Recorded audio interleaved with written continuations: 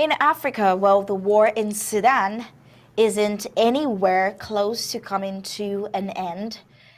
But while that is still going on, the World Bank has taken its time to talk about the potential it sees in sub Saharan Africa. The World Bank has disclosed that in a time of energy transition and rising demand for metals and minerals, resource rich governments in sub Saharan Africa have an opportunity to better leverage their resources to finance their public programs, diversify their economy, and expand energy access. Well, this is contained in Africa's Resource Future, a World Bank report launched on Wednesday, which finds that an average community or countries capture only about 40% of the revenue they could potentially collect from natural resources. In other words, at a time when countries are burdened by slow growth and high debt, governments could more than double revenues from natural resources such as minerals, oils, and gas by adopting a better set of policies, implementing reforms, and investing in better fiscal administration and promoting good governance, the World Bank had said. It added that full taxation of natural resources is also important to charge the full cost of on or environmental and social impacts, not only fully covered by producers, including petroleum resources, warning that failing to do so can act as an implicit production subsidy and raise carbon emissions. James Cost, senior economist in the World Bank Africa region and co-editor of the report, said maximizing government revenues in the form of royalties and taxes paid by private natural resource industries alongside attracting new investment would offer a double dividend for people and the planet by increasing fiscal space and removing implicit production subsidies.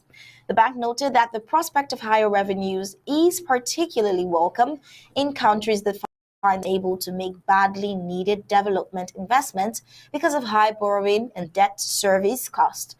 The bank pointed out that the global transition away from fossil fuel is creating unprecedented demand for a host of minerals and metals such as cobalt, lithium, copper, nickel, and rare earth elements, the REEs, that are required to develop green technologies such as wind turbines, solar panels, and batteries.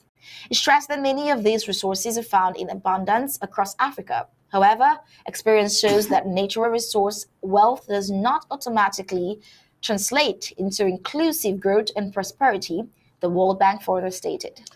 Well, the report states minerals, oils, and gas account for a third or more of exports from most countries in sub-Saharan Africa. But countries have struggled to convert this wealth into sustainable growth in the past.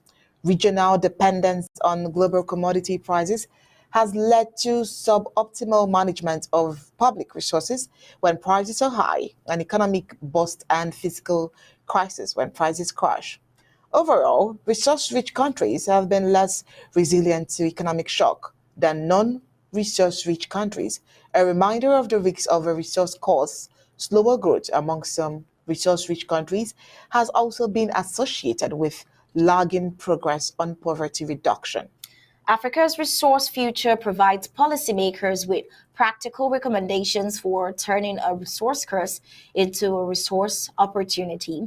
It cautions, besides capturing the full value of resource rent while continuing to attract private sector investment, governments should prepare for the next boom and bust cycle by investing resource rent into productive capital, by investing in people's health and education and infrastructure that can support more diverse and resilient economies. Amid other recommendations, the report also highlights opportunities tied to the implementation of the African Continental Free Trade Area Agreement that calls for phasing out 90% of tariffs over the next 5 to 10 years, promoting regional integration and harmonizing mining taxes and royalties across the region would also help.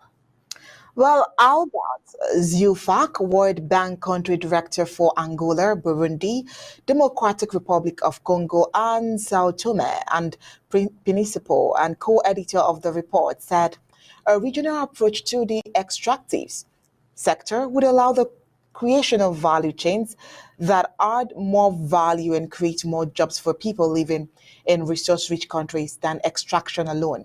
In this regard, the African Continental Free Trade Area and greater regional trade and economic integration offer an unprecedented opportunity for developing the mind to market value chain within the continent as resource-driven development becomes more feasible with greater access to larger markets and the ability to pool resources, skills, and comparative advantages.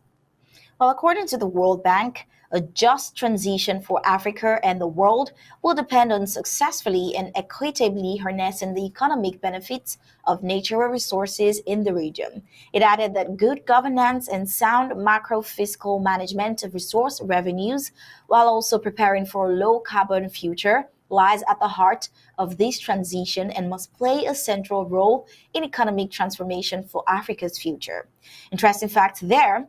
It's unfortunate, though, that instead of having the sub-Saharan region tap into this strategic opportunity, it's having more wars erupt from every corner. We can only hope we get to a more peaceful state to the point where these opportunities are maximized to the fullest.